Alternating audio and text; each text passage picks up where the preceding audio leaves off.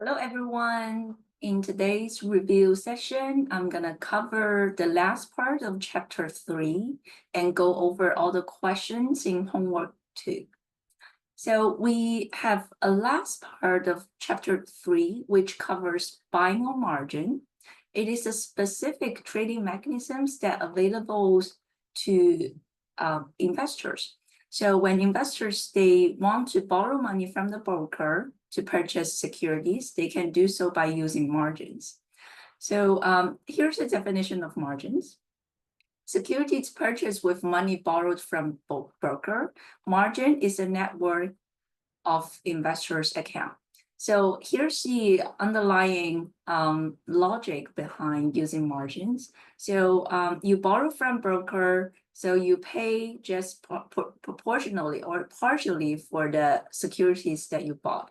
So a part of the funding that you have for buying the securities is coming from the broker. So why would broker lend you the money? So the broker lend you money because you have margin.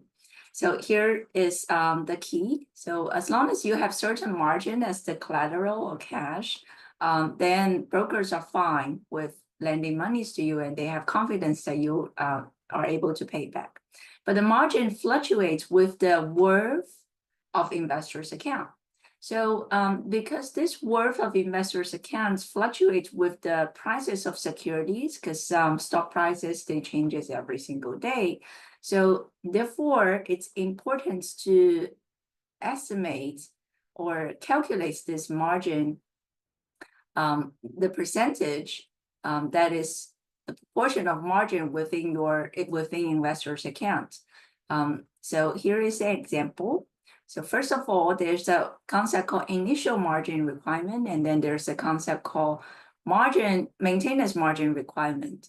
So initial margin requirement is that when you want to first enter into a buy on margin contract, so when you want to initially borrow money from the broker, the margin cannot go below 50%. So that means that you can borrow up to 50% of the security that you want to purchase. So the minimum percentage of investor equity is 50%. So you can borrow up to 50%. So now, what is maintenance margin? So maintenance margin is that, okay, so once you enter into a position, once you bought an equity, bought a stock, and some part of the money that you have for buying the stock is coming from the broker, a part of, and rest of that is coming from you. So you have initial 50% margin, so 50% you, 50% others. Then the price of a security changes, right? So then it's not going to be always 50%. So as the price changes, so if the price increase, then you still need to pay back the fixed amount of money that you borrowed. They are not so the broker just borrow your money, they're not investing you. So the amounts that you are required to pay back, it's going to be fixed. So if price increases, that means your equity, so the equity increase, your own equity increase. So it's your margin will be above 15%. So that's why we need to later on require maintenance margin, because it's not going to be always 50%. And then if it drops below the buying price, then it's going to be definitely below 50%. So therefore, usually maintenance margin is a little bit below the initial margin. So exchange mandate minimum is 25%. So therefore, it has to be at least 25%. Some brokers may require something higher than this. So maintenance margin is the minimum value before additional funds must be added. So then if the price drop, but the money that you borrowed and you have to pay back will be fixed. So then your own equity drops, the proportion of your own equity drops. So when it drops below 25%, the investor will receive a margin call. So margin call is a notification from broker that you must put up additional funds or have position liquidated. Have position liquidated basically means that your shares, the stock you bought, will be sold by the broker directly if you do not add additional cash into the margin, into the account. Right, so let's see an example. So the example will require you to calculate the equity. So the maintenance margin. So the percentage here. So the percentage is market value minus borrowed divided by market value. So the equity is basically the numerator here. So market value minus borrowed will be equity over over the market value. So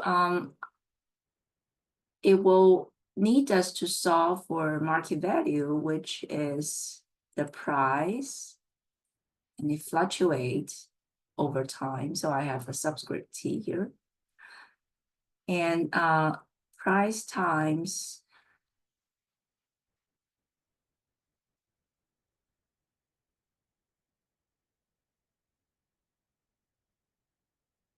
of shares.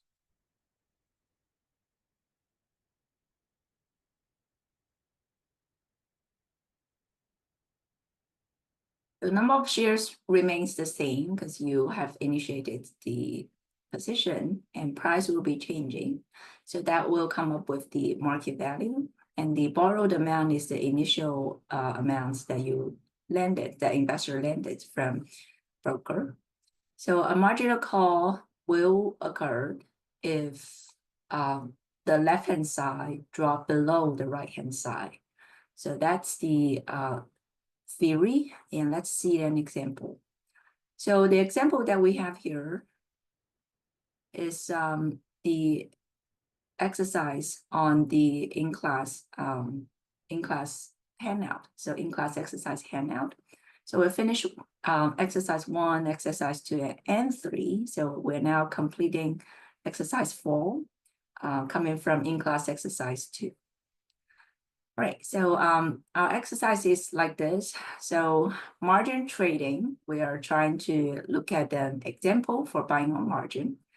Initial condition is like this. We want to have this investor purchase 1,000 shares of the stock for $70.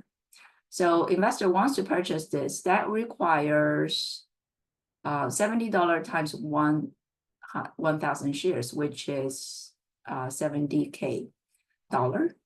And the investors want to buy on margin. So the initial margin requirement is 50%, which means that the amount borrowed is 0.5 times $70 times 1,000 shares. So we'll fill out the first tables here. So the stock position will be 70, will worth. So this is the market value. So it will worth $70,000.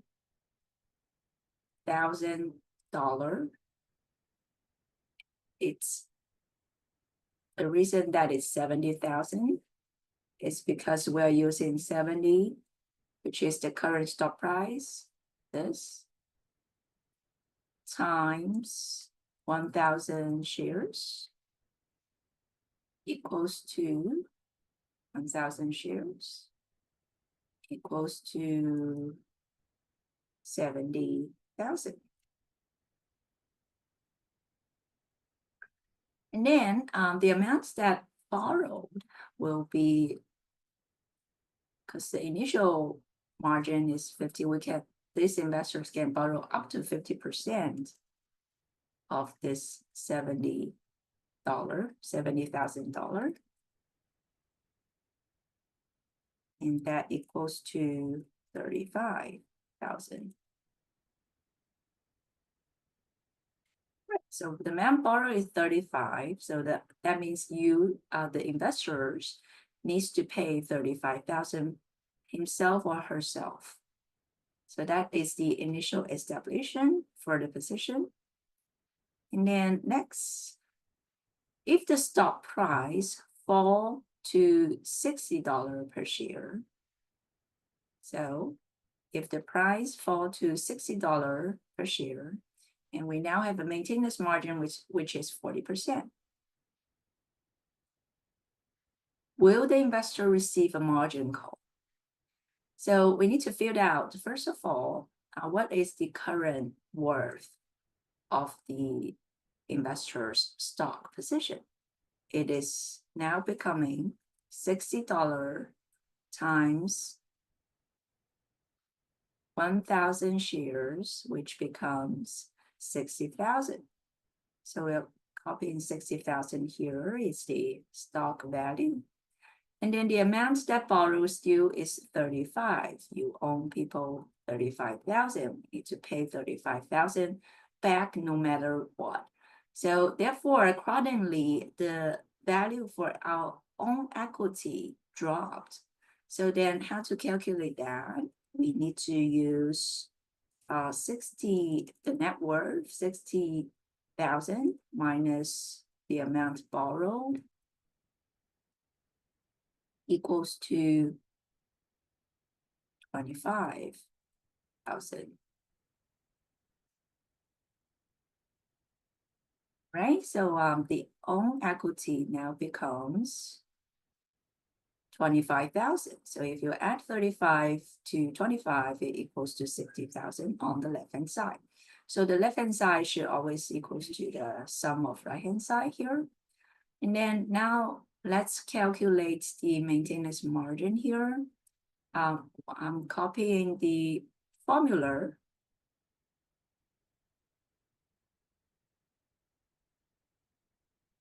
So therefore, we'll be using market value minus amount borrowed, which is the things that we have already calculated. 25,000 divided by the market value, 60,000, and that equals to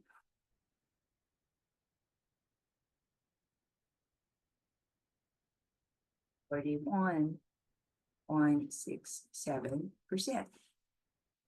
So 41.67% is greater than 40% maintenance margin. So the answer is that no, the investor will not receive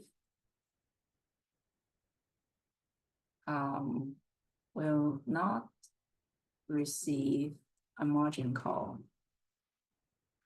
because currently the margin represents 41% of the total market value, and it's above 40%. So the investors will not receive margin call when the stock price dropped to $60. So then continue to the last questions. How far can price fall before margin call? So now, okay, $60 still fine, but you can see and can tell from this that it is somewhere close to the point where it touched and approach 40%. So we want to know the exact price so that we can be more, more directly tell that the time when the investor will receive a margin call. So then how to calculate the specific price? It can be solved. It's not a mystery here. So it can be solved in a way that we need to set up the formula. And put this as an X and replace the right-hand side to 40%. So, and effectively, because we don't know the market value, so I'm going to use algebra to represent that. There are two ways of calculating it. Okay, so first is if you have no problem with your math, so then I'm going to use algebra. Second method I'm going to tell you later. First is we're going to do the price T. number of shares, which is 1,000. I'm going to use 1,000 directly. 1,000 times P subscript. And the denominator, again, I'm following the formula here, minus borrowed.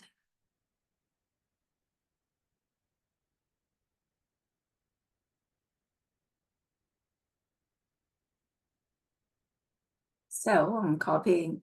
So it's exactly the formula here that we use in question 2 for calculating maintenance margin. In this sense, we're just putting we want to solve for the price when it hits 40%, when the margin hits 40%. So that's why we use algebras to replace because we don't know, we want to solve for P. So we want to solve the left-hand side variable here, PT. So I'm gonna rearrange the formula, copy everything down. So the amount borrowed is 35. So not changing, nothing too fancy, copy everything down. So this goes to here and copy everything down. And this goes to here. And this goes to here.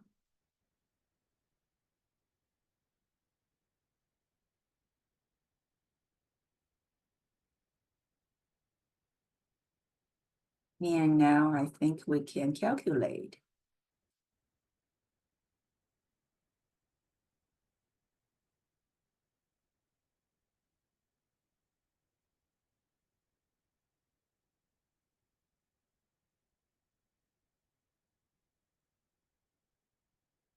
So we're going to do the calculation inside of this bracket here. 0.4 times 1,000 is $400. So 1,000 minus $400 is $600. 600. And copy everything down. Divided by 600. And PT 35,000 divided by 600 equals to 58. All right, so that tells us basically if the price further falls to 58, then the investors will receive a margin call because 58 is the time when the equity, the numerator here over the total market value of the investment, the equity over total market value of the investment, the margin hits 40% when the price is 58.33. So that is method 1. Okay, I'm trying to teach 2 methods here. So method 1, the logic is straightforward. Math is a little bit, there is a twist for the math. So the method 2 is that you don't necessarily need algebra for solving this question. So method 2, go to this part. Method 2 is that we calculate the market value. So the market value is the time when price, the market value at the time when price hit margin call. So market value will be 30.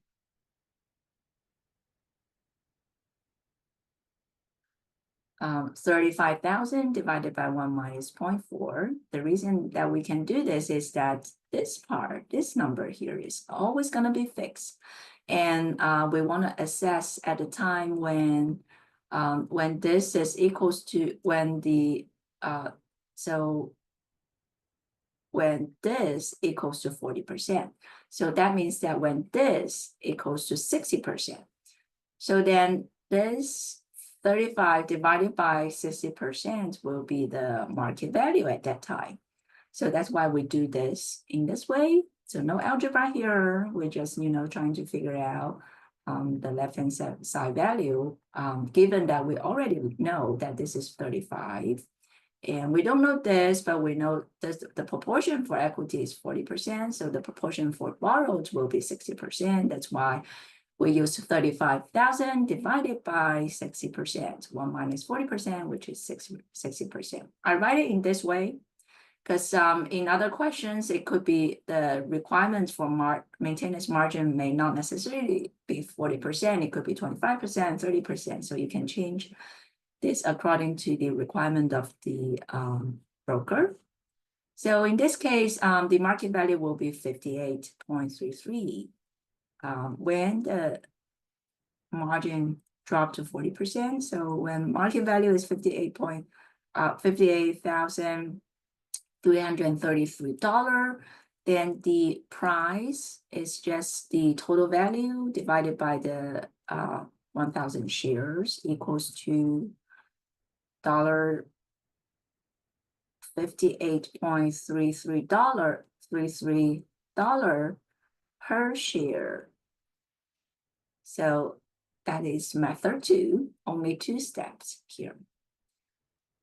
Okay, so we answered the question, how far can price fall before margin call? So the price cannot fall below 58. Once it hits 58, the investor will receive a margin call. So this is something out of the theory. In practice, you don't want to receive a margin call. So so it's important to manage the margin. But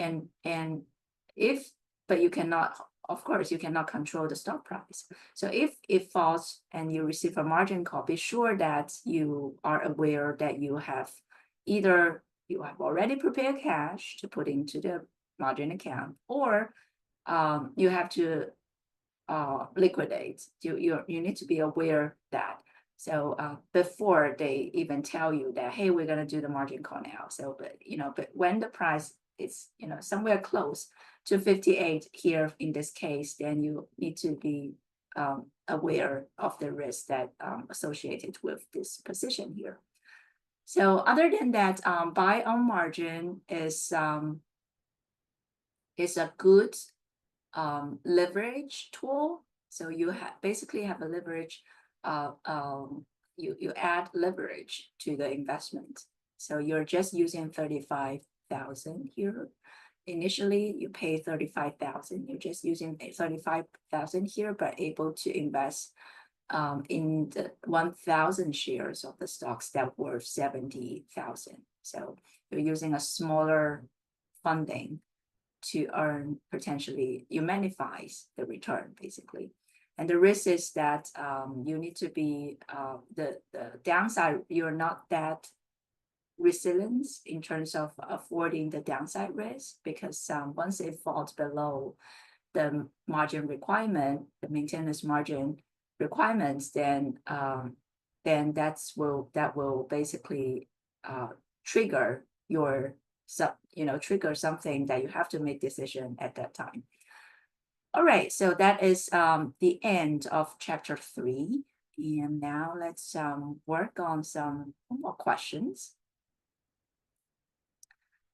We have some multiple choices at the beginning, and there are numerical questions at the end. So going to question 1 here. What is the tax-exempt equivalent yield on the 13% bond yield given the margin rate of 28%?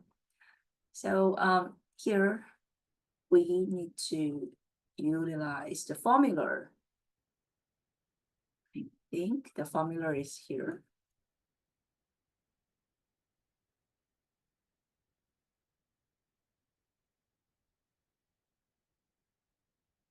Okay, so we're calculating tax-exempt equivalent yield, which is exactly this formula. What this formula will calculate for us are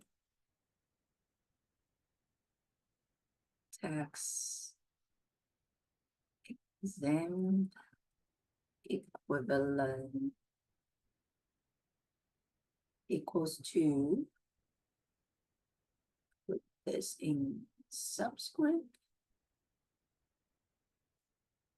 equals to R taxable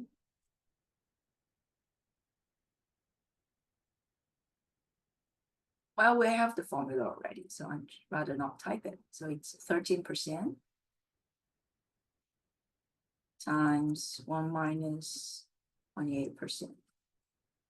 And that equals to 9.36%. Okay, so A here. Next, 2, a benchmark index has 3 stocks, priced at 31.54.64. The number of outstanding shares for each is 390,000, this respectively. If the market value weighted index was 830 yesterday, and the price has changed to this today, what is the new index value? So we need to calculate the weighted average, weighted by the market value. So I rather use Excel here. I'm gonna open a new Excel.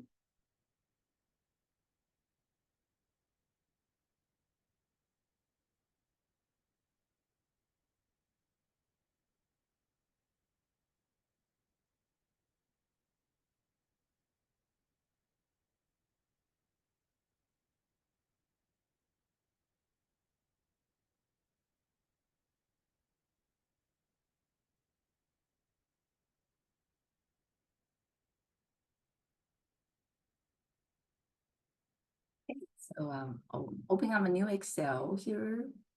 I want to put price, copy all the price, 31. These are the price, these are the shares. And the new price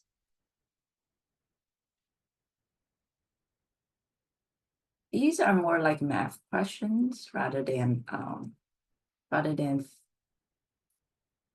math finance questions. These we are not given formula because everything is implied. So you don't need a specific formula for this question because you'll know how to calculate average, and I'm assuming you also know how to calculate weighted average.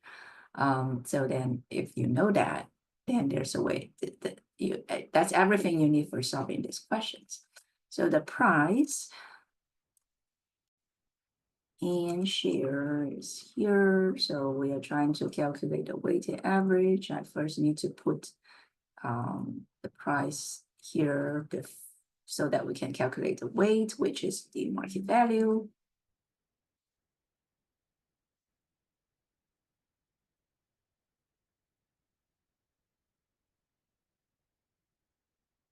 $633.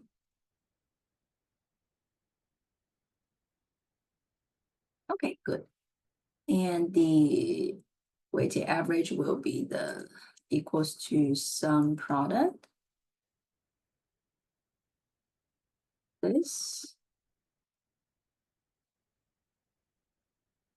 Okay, so I'm using sum product function here, but you can calculate it manually by typing this times this.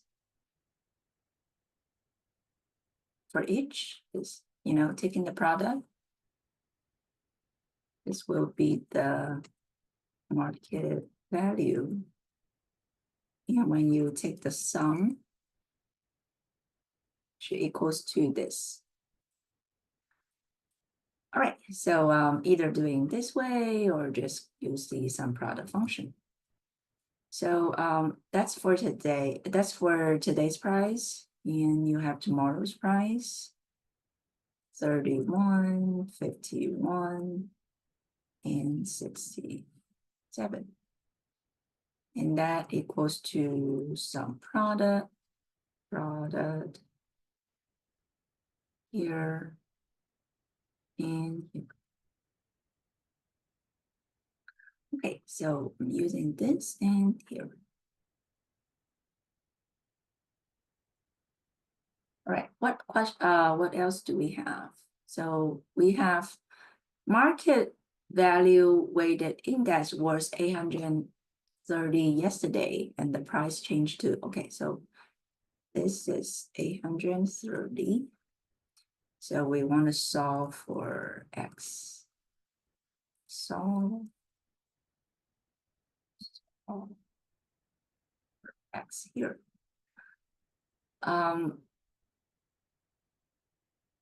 It's gonna be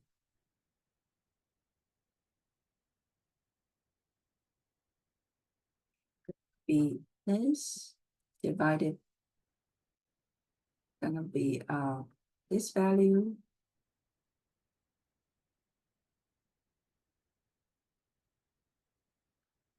to write it down. Is divided by 9,236,000 equals to 830 divided by X. All right, so that this is equivalent to 830. We want to solve when we know we know this ratio here, and we want to know when the left-hand side changed to another number, what is the equivalent? We want to fix the ratio here. What is the equivalent market index value? So then we need to solve this equation. So we just need to isolate X here. So you need to times X on the both sides. So sometimes X from the both side. We got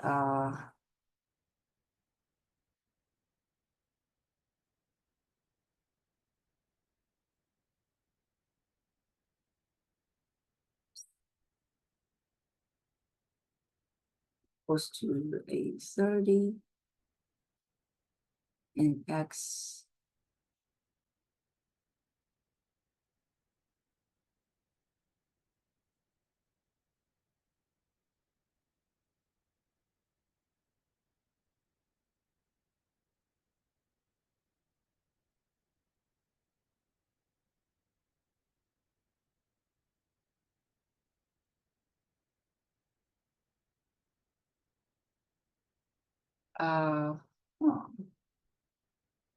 in X 830 times this.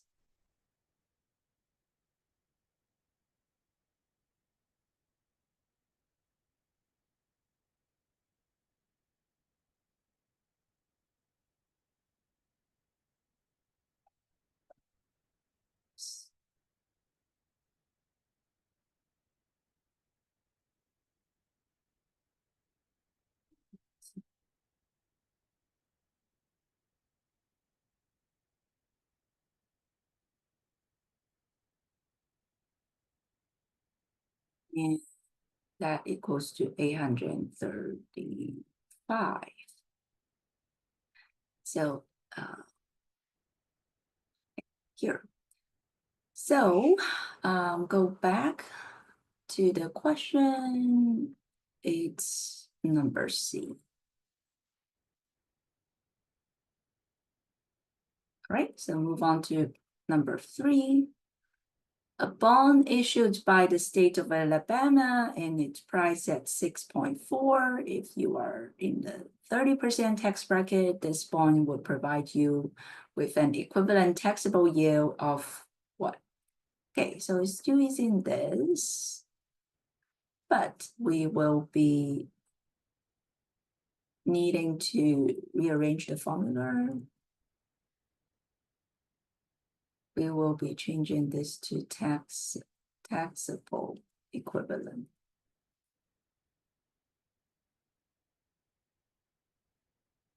And rearranging the formula, this equal divided by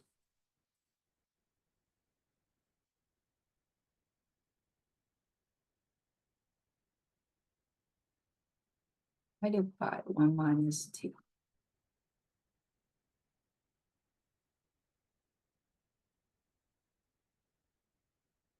And that equals to 6.4% divided by 1 minus 30%.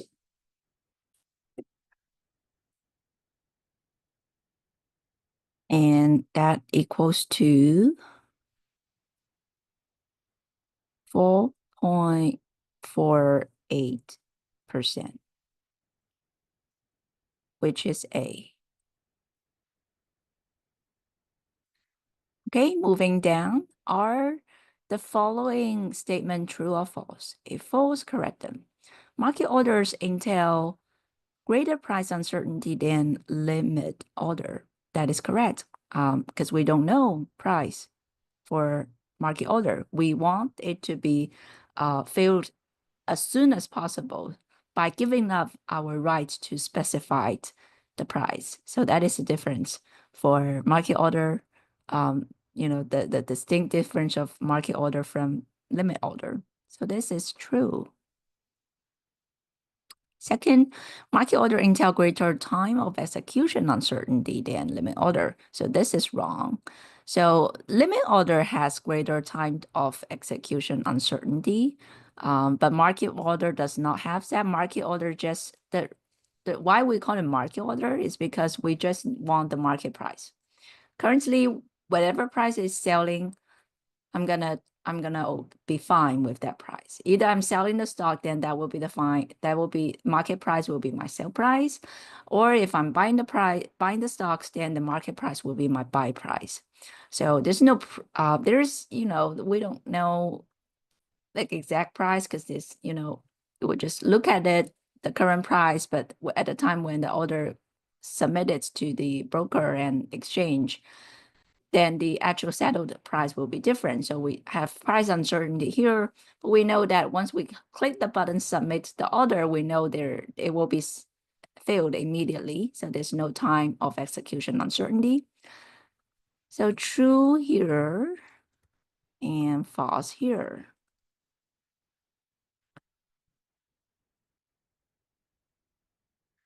Going down, are the following statements true or false? If false, correct them.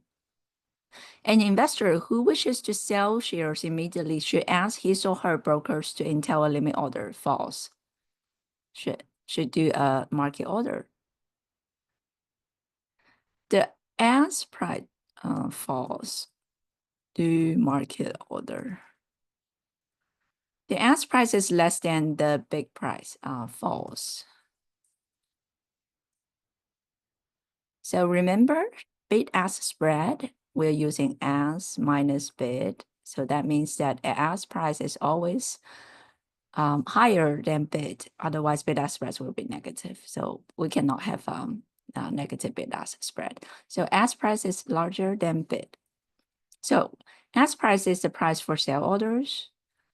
People always want to sell higher. So that's why ask is a little bit higher.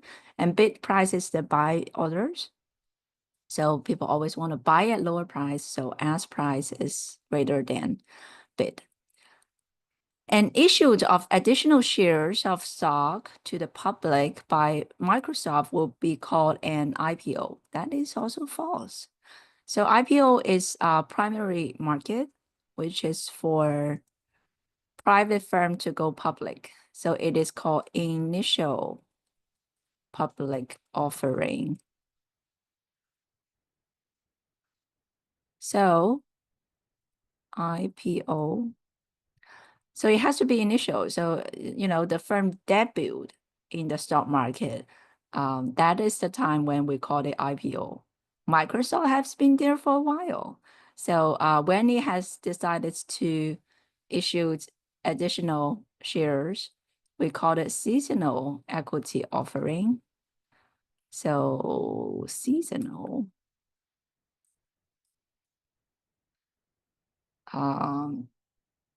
offering. Okay, so that is not the definition of IPO. I think this is trying to confuse you or trying to test whether you have a good understanding for IPO. So if you have some hesitation, oh, does it, is it, then these type of questions will trick you. So that's how you got success in multiple choice. You need to be very sure and confident about what you learn. It's not about, oh, I have heard this concept, I can roll out some of my understanding for that, but you need to have precise for multiple choice. You need to have precise, accurate understanding for the concept in terms of selecting the right option. Okay, finally, an ECN, electronic communications network, is a computer link used by security dealers primarily to advertise prices at which they are willing to buy or sell shares. Okay, so here, ECN, we learn it in class, and it has a clear definition. So it's electronic communication network, which is a computer link, correct? But it's not for advertising the price. It's and it is for people to directly transact using computer system to link them directly. So so if you want to sell at $5, this system will find you a buyer that can buy at $5. So we're using computer to match this for us. We no longer need a middleman. So and if there is no buyers that can buy at 5, then it just tells you, oh, currently there's no buyer that can buy at 5. So that's good thing. We have a better tool or more efficient tool, which is doing everything on the electronic network. So this is false. Go down. Assume you purchase 600 shares and margin, purchase this on margin at $35 from the broker. Initial margin is $60. The amount you borrowed from broker is gonna be 60%. Hold on. It's gonna be 40% because 60% is the equity. So the amount of borrowed over the total value is 1 minus 60% equals to hold on. So 40% times $35. That's the share price, and you want to buy, so this person wants to buy 600 shares. So the borrow amount equals to this. That is 8,400.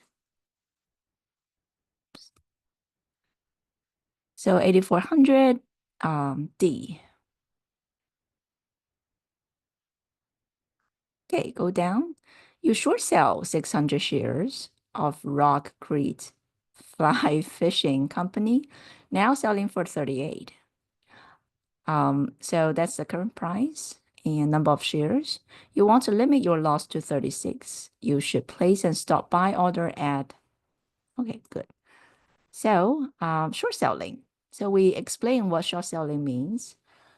So then we just follow what we need to do for short selling. So at the beginning, we have amount received from short sale position, which is equals to $38 times 600 shares.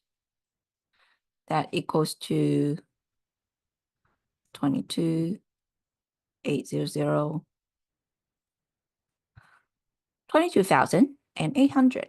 So that is the money received at the beginning. So because we do short sale, we reverse the order, receive money first, and then pay the shares back.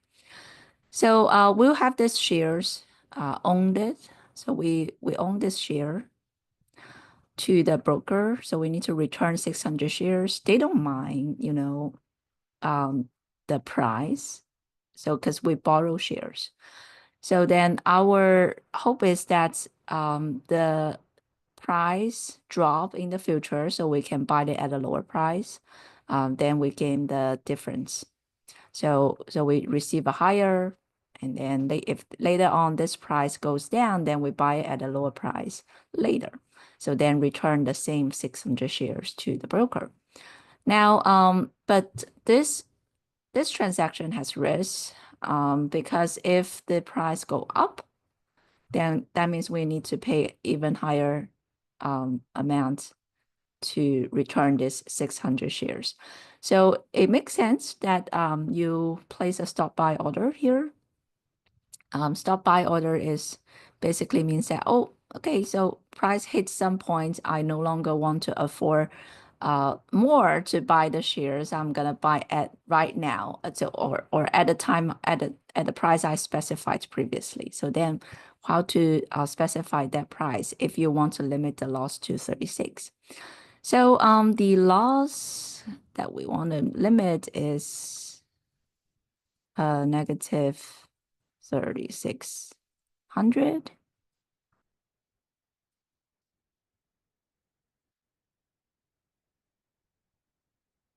Oops, dollar. Negative 36 is the loss, and we're gonna do this minus 600p.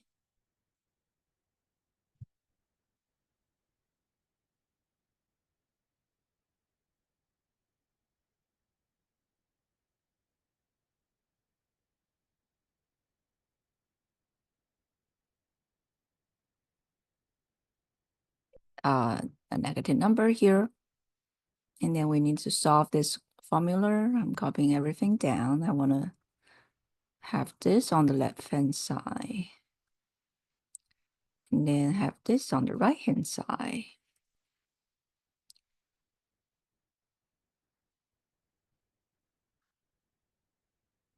And P equals to this. Okay, so I'm using calculator.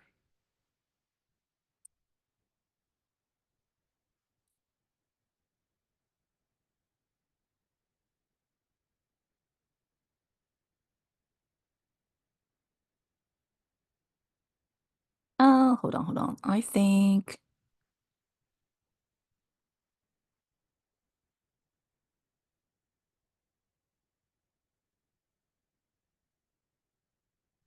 okay, I think I need to switch this. Yeah.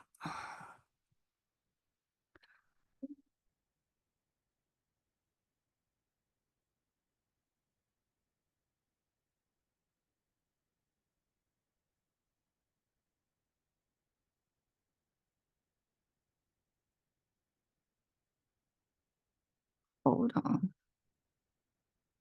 Something wrong. Something's wrong here.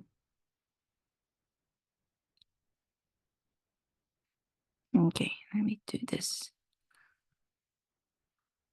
and switch the order.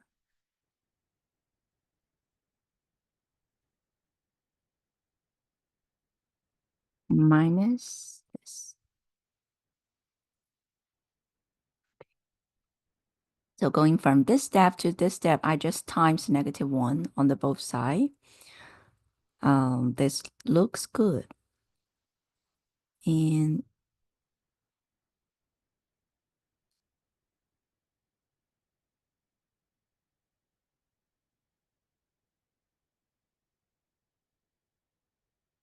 this added to here.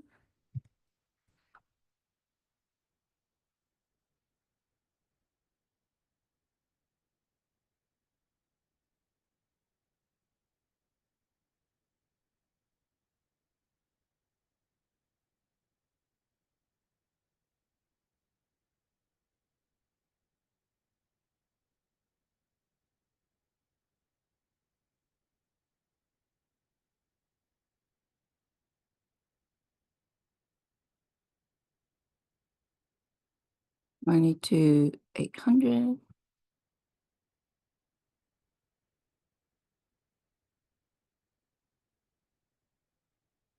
It's 44.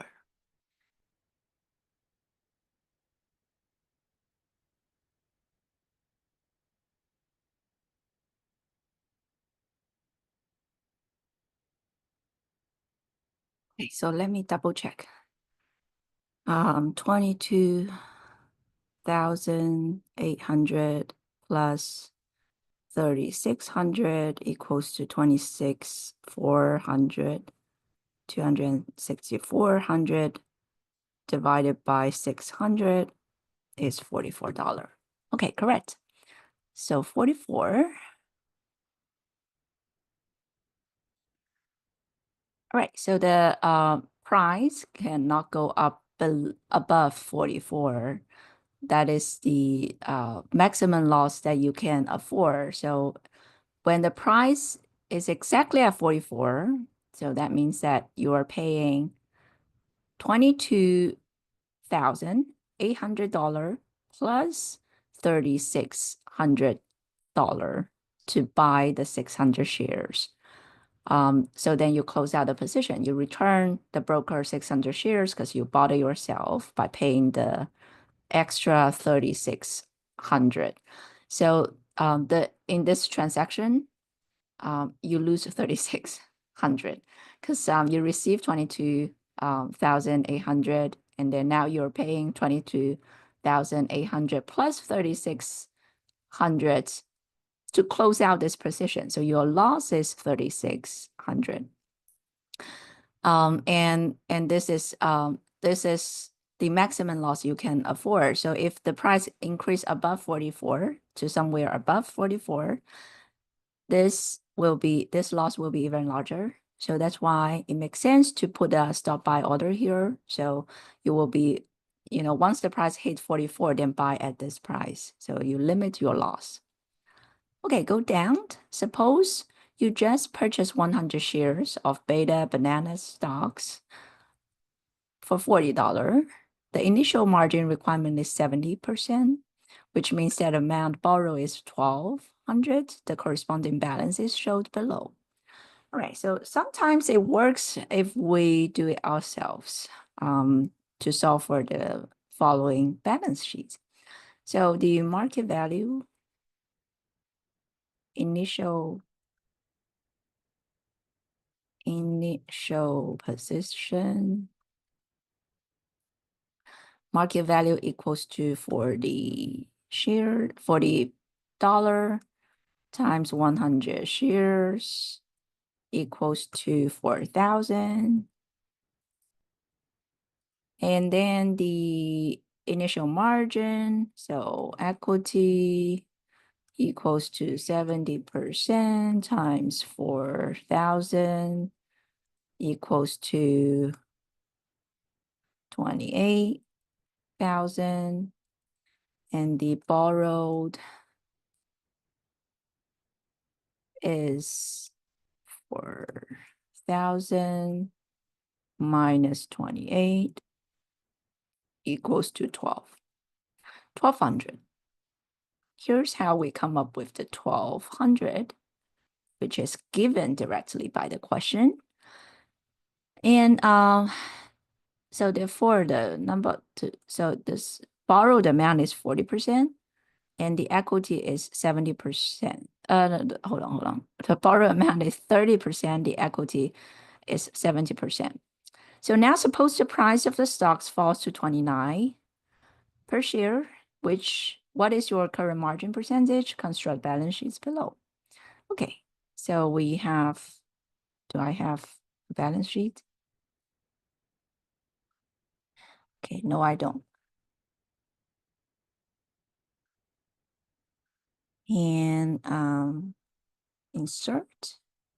I think I have the table in the slides.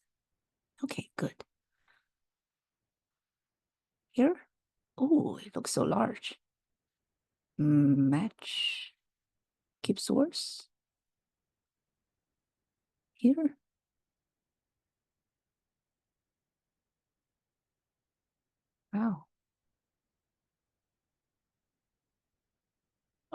better.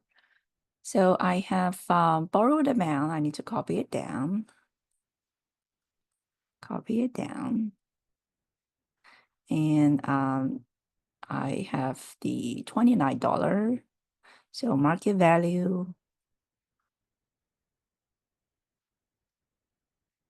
29 dropped to 2,900.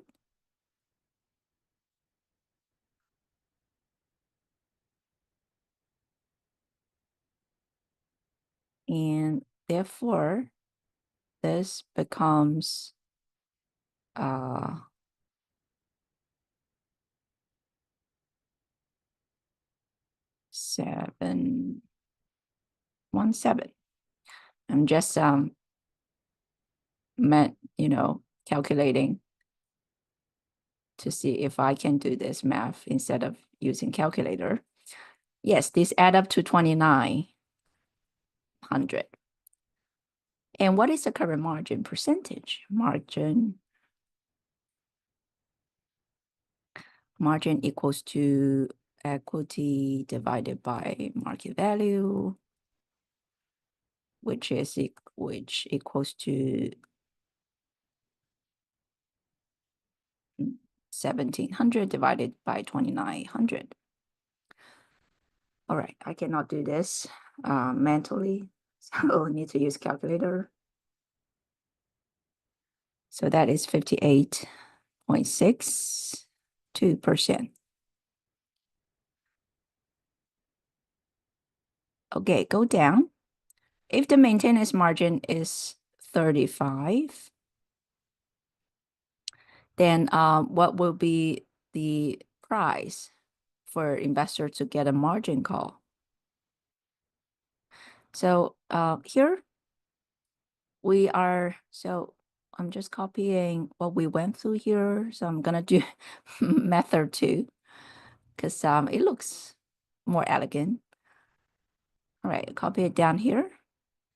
So the what is this? This is the borrowed amount. So I'm switching the borrowed amount here. And then maintenance margin is 35%. And the shares is 100.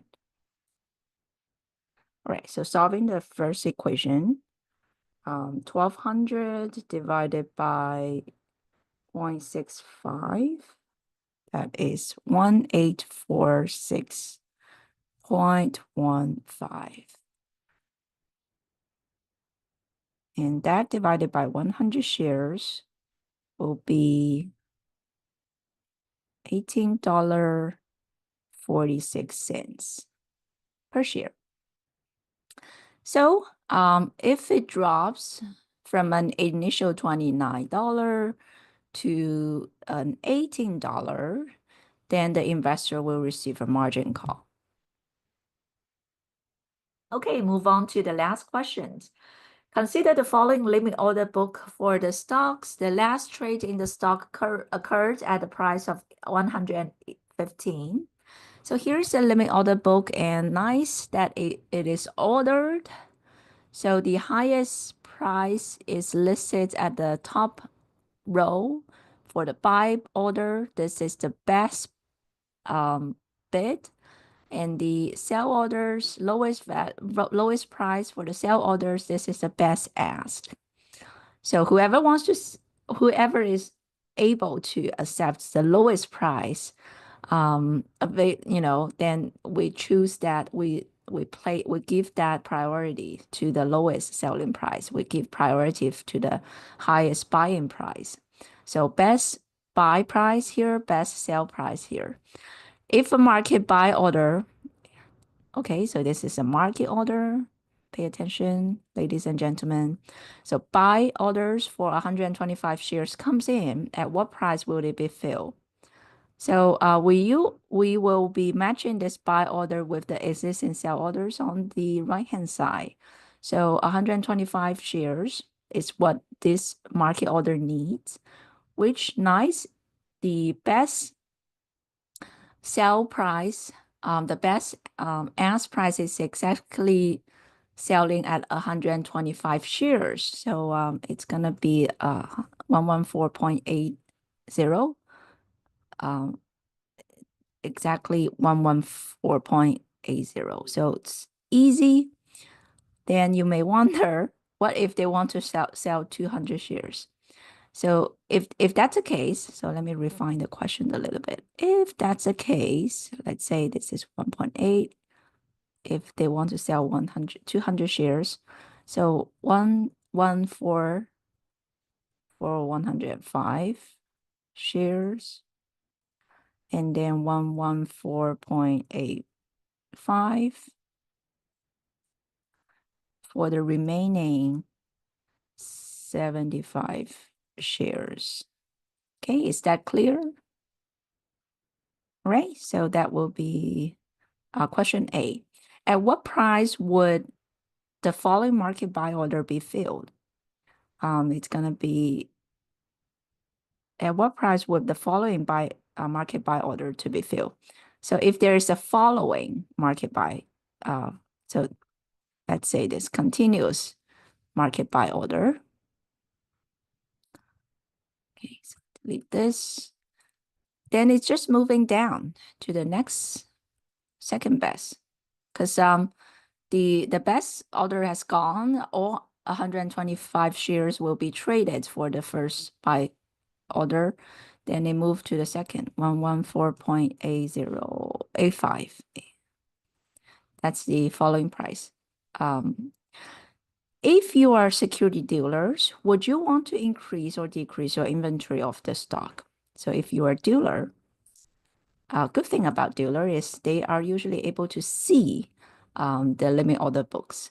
So what you see right now is that there are considerably higher number of shares for buy orders and considerably lower number of shares for sell orders, which means that there are much larger interest in buying the stocks than selling the stocks, right? You already see there is a order balance here, order balance and leaning towards buy relative to sell.